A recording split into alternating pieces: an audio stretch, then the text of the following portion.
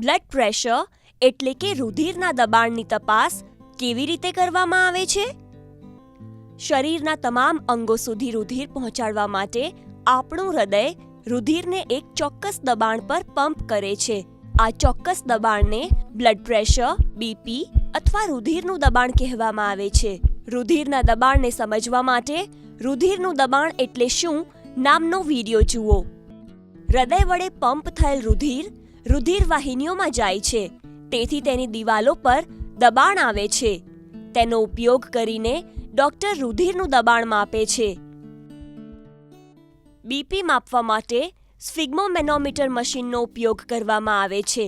તેને BP apparatus પણ કહેવામાં આવે છે. અહીં સાધનોને તેના નામ સાથે દર્શાવેલ છે: knob, cuff, rubber tube, rubber bulb, rubber valve અને ગેજ.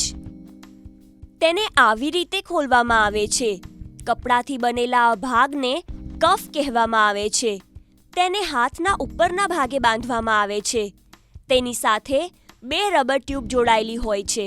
તેમાંથી એક ટ્યુબ આગળ જઈને ગેજ સાથે જોડાય છે અને બીજી આ રબર બલ્બ સાથે. ગેજ એક પટ્ટી છે જેના વડે ખબર પડે છે કે રુધિરનું દબાણ કેટલું છે. તેની બરાબર વચ્ચે એક પાતળી નળી હોય છે જેમાં પારો છે. તે બ્લડ પ્રેશરને માપવા માટે ઉપર નીચે જાય છે. આ નોબ છે. રુધિરનું દબાણ માપતી વખતે તે હંમેશા આડી સ્થિતિમાં હોવું જોઈએ. રબર બલ્બમાં એક સ્ક્રૂ જેવો વાલ્વ હોય છે. તેને આવી રીતે ફેરવી શકાય છે. ચાલો હવે જોઈએ કે રુધિરનું દબાણ કેવી રીતે માપવામાં આવે છે. સૌથી પહેલા ડોક્ટર દર્દીને આરામથી બેસવા અથવા સૂવાનું કહે છે. બેઠેલા દર્દીનો હાથ આવી રીતે હોવો જોઈએ અને પગ જમીનને અડેલા હોવા જોઈએ. બીપી એપરેટસ ખોલવામાં આવે છે. કફને ખોલીને દર્દીની કોણીથી 2 આંગળી ઉપર આવી રીતે બાંધવામાં આવે છે. ત્યારબાદ ખાતરી કરવામાં આવે છે કે કફ વધારે પડતો ટાઈટ કે ઢીલો તો નથી ને. ત્યારબાદ ડોક્ટર સ્ટેથોસ્કોપ પોતાના કાનમાં લગાવે છે. ચેસ્ટ પીસ પર આંગળીઓ દ્વારા અવાજ કરીને ચકાસવામાં આવે છે કે અવાજ બરાબર આવે છે કે નહીં. સ્ટેથોસ્કોપની ચેસ્ટ પીસને કોણીની વચ્ચે આવી રીતે લગાવવામાં આવે છે.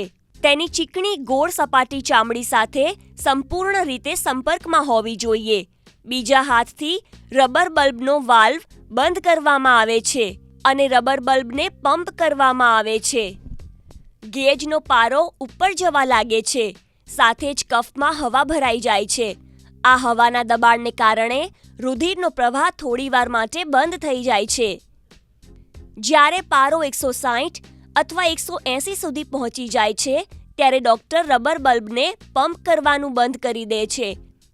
વાલ્વને વિરુદ્ધ દિશામાં ફેરવવામાં આવે છે. હવે હાથ પર દબાણ ઓછું થઈ જાય છે. પારો ધીમે ધીમે નીચે આવે છે. પારો નીચે આવતાની સાથે જ રુધિરનો પ્રવાહ ફરીથી શરૂ થઈ જાય છે અને તે સમયે ડોક્ટરને સ્ટેથોસ્કોપ દ્વારા ધક ધક અવાજ સંભળાય છે. આ અવાજની શરૂઆત થતાં જ પારો જે સ્તર પર હોય છે તેને નોંધી લેવામાં આવે છે. તેને કહેવાય છે સિસ્ટોલિક બ્લડ પ્રેશર. અહીંયા અવાજ 110 પર શરૂ થયો છે. પારો જ્યારે નીચે આવે છે ત્યારે આ ધક ધક અવાજ આવતો રહે છે અને કોઈ જગ્યાએ તે બંધ થઈ જાય છે. અવાજ બંધ થતાં પારો જે સ્તર પર હોય છે તેને ડાયસ્ટોલિક બ્લડ પ્રેશર તરીકે નોંધવામાં આવે છે. અહીંયા પારો 70 પર પહોંચતા આ અવાજ આવતો બંધ થઈ ગયો. જ્યારે સિસ્ટોલિક અને ડાયસ્ટોલિક એમ રુધિરના બંને દબાણને નોંધવામાં આવે છે ત્યારે વાલ્વને સંપૂર્ણપણે ફેરવવામાં આવે છે. ડોક્ટર કફમાં રહેલી હવાને કાઢી નાખે છે. સ્ટેથોસ્કોપને કાનમાંથી બહાર કાઢે છે. દર્દીના હાથના ઉપરના ભાગમાં લગાવેલ કફને હટાવી લે છે અને બીપી એપરેટસ યોગ્ય જગ્યાએ મૂકી દે છે. શું તમે તે દર્દીના રુધિરનું દબાણ કહી શકો છો કે જેને આપણે આ ઉદાહરણમાં જોયું? તે છે 110 સિસ્ટોલિક અને 70 ડાયસ્ટોલિક અથવા 110/70 મિલીમીટર ઓફ Hg. તેને આવી રીતે લખવામાં આવે છે: 110/70 mm Hg. mmHg એ રુધિરનું દબાણ માપવાનો એકમ છે. 110/70 મિલીમીટર ઓફ Hg એ સામાન્ય બ્લડ પ્રેશર છે.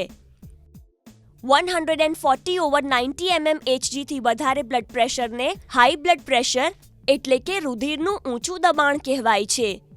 અને જો તે 110/60 મિલીમીટર Hg થી ઓછું હોય તો લો બ્લડ પ્રેશર એટલે કે રુધિરનું નીચું દબાણ કહેવાય છે.